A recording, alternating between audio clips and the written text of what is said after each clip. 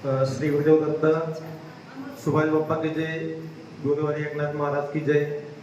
माझं नाव सतीश शिवाजी पल्लाळ, मी राहणार आसेगाव, तालुका गंगापूर, जिल्हा संभाजीनगर।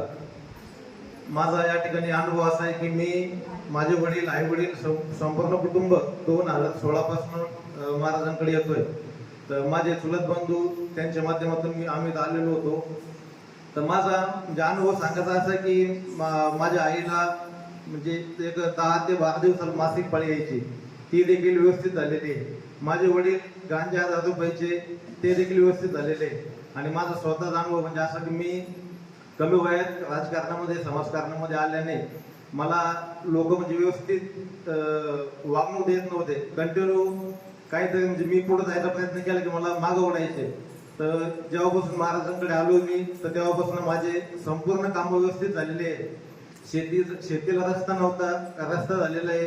शेतीचे डॉक्युमेंट व्यवस्थित नव्हते। माझ्या वडिलांची विकत घेतलेली जमीन ती देखील दुसऱ्याच्या नावावर केली गेली होती, ती देखील व्यवस्थित झालेली आहे। आणि आता संपूर्ण कुटुंब माझं व्यवस्थित आहे। आणि आता अशी म्हणजे कंडिशन माझी की मी ग्रामपंचायत, जिल्हा परिषद, पंचायत समिती, तहसील ऑफिस, कलेक्टर ऑफिस, आपलं मंत्रालय, इथपर्यंत मला म्हणजे कोणाची भीती वाटत नाही, काहीच नाही। महाराजांचा आशीर्वाद असल्या कारणानं मी बिनधास्तपणे जातो आणि माझे काम करून घेतो। अशीच महाराजांची कृपा माझ्यावर असावी ही माझी विनंती। टाळ्याच्या गजरामध्ये स्वागत करूया। त्यांचं बोललेलं कळलेलं आहे, वेळ संपत आले, त्यामुळे जास्त